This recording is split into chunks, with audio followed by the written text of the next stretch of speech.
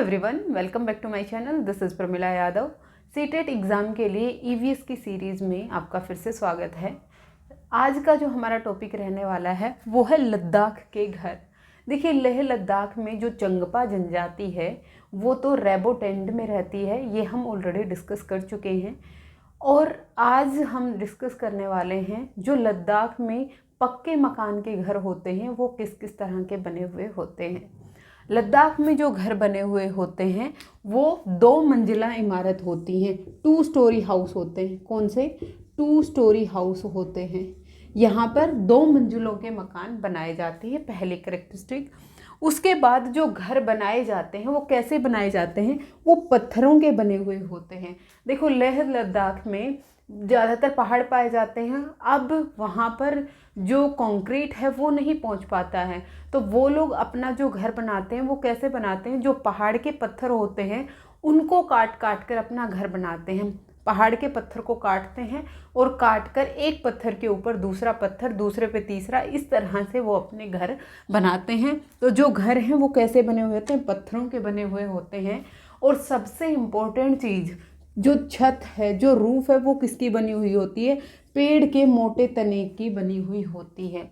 जो पेड़ है, जो उसका स्टेम होता है, तना होता है, वो यूज किया जाता है छत बनाने के लिए, रूफ बनाने के लिए।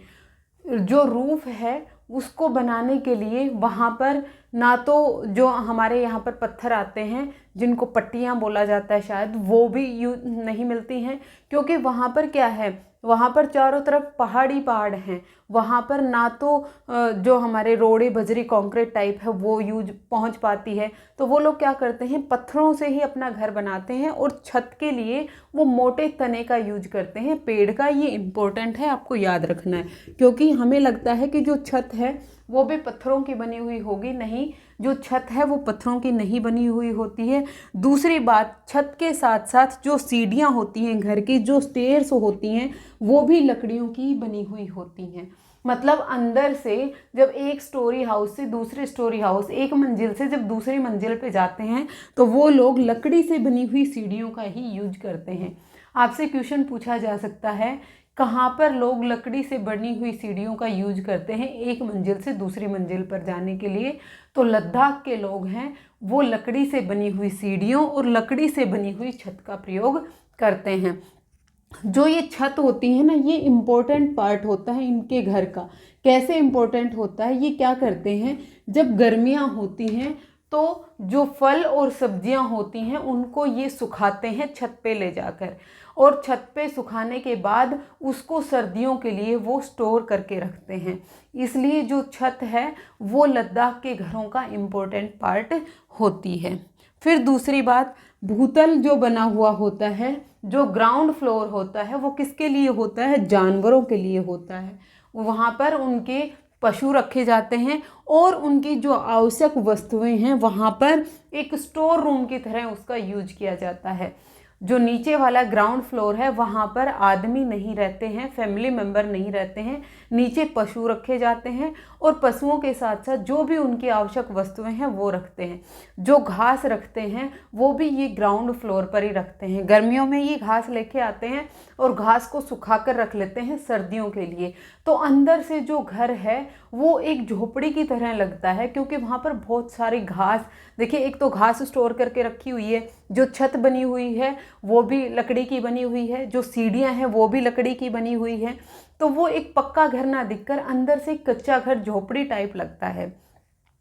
तो ये भूतल पर अपने जानवरों को रखते हैं, अपने पशुओं को रखते हैं, क्योंकि ठंड वहाँ पर बहुत ज़्यादा होती है। इसीलिए भूतल पर खिड़कियाँ नहीं होती हैं, यहाँ पर विंडोज़ नहीं होती हैं। लद्दाख के जो घर होते हैं उन घरों की ग्राउंड फ्लोर पर विंडो नहीं होती है, जो फर्स्ट फ्लोर है वहाँ पर विंडो होती है। ये आपको ज़रूर से याद रखना है कि ग्राउंड फ्लोर पर कोई भी विंडो नहीं होती है। जब बहुत ज़्यादा ठंड होती है तो ऊपर जो फैमिली मेम्बर रह रहे हैं, जो लोग ऊपर रहते हैं, वो भी अपने जानवरों के साथ नीचे ही शिफ्ट कर जाते हैं, क्योंकि ऊपर खिड़कियां भी होती हैं, ठंडी हवाएं ज़्यादा लगती हैं।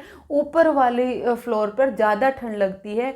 ठंड से बचने के लिए वो लोग सर्दियों में नीचे रहने के लिए आ जाते हैं। वो जो नीचे वाला एरिया है वो एकदम पैक्ड होता है, वहाँ पर कोई खिड़कियाँ भी नहीं होती हैं और वहाँ पर जानवर भी रहेंगे, वहाँ पर उनकी आवश्यक वस्तुएं भी हैं, घास वगैरह भी है, तो उसके कारण वहाँ पर थोड़ा सा टेम्परेचर ठीक रहता है, थोड़ी सी गर्मी का महसूस होता है। इसलिए वो लोग क्या करते हैं, ठंड से बचने के लिए ऊपर वाले फ्लोर से नीचे आ जाते हैं सर्दियों में रहने के लिए।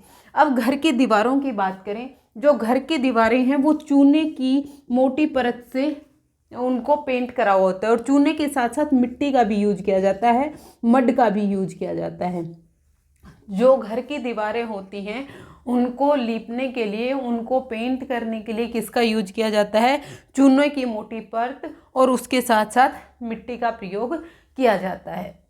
ये लद्दाख के घरों की कैरेक्टरिस्टिक होती हैं। और ये जो लद्दाख के घर हैं, ये वहाँ पर जितने भी ऐसे एरियाज़ हैं जहाँ पर स्नोफॉल होती है, वहाँ पर बहुत ज़्यादा ठंड होती है, तो लगभग इसी प्रकार के घर बनाए जाते हैं। लद्दाख के घर मैंने पिक्चर में डाले हैं, आप देख सकते हैं। जो लद्दाख के घर हैं वो किससे बने होते हैं, स्टोन से बने हुए होते हैं, पत्थर से बने होते हैं। डायरेक्ट पहाड़ को काट कर पत्थर निकाले जाते हैं और एक पत्थर के ऊपर दूसरा पत्थर रखकर घर बनाए जाते हैं। जो घर की दीवारें हैं उनको पेंट करने के लिए चूने का और मिट्टी का प्रयोग किया जाता है। ये सारे पॉइंट आपको याद रखने हैं। कोई भी आपको 4 पॉइंट दे देगा और फिर उसमें से पूछेगा कि ये कौन सा पॉइंट नहीं है। जो उसका भूतल है, जो उसका ग्राउंड फ्लोर है, वो किसके लिए होता है, जानवरों के लिए होता है। और जो घर की आवश्यक वस्तुएं हैं उनको वहाँ पर रखने के लिए यूज किया जाता है। ग्राउंड फ्लोर पर कोई भी खिड़कियाँ नहीं होती हैं, कोई विंडो नहीं होती है। और जब ज़्यादा ठंड हो जाती है तो जो लोग हैं वो जो ऊपर रह रहे हैं वो भी नीचे आ जाते हैं ठंड से बचने के लिए। जो घर की छत है वो मिट्टी से ना बनकर किससे बनी हुई होती है, लकड़ी से बनी हुई होती है। जो पेड़ का तना होता है उससे घर की छत बनाई जाती है और घर की सीढ़ियाँ भी लकड़ी से ही बनाई जाती हैं।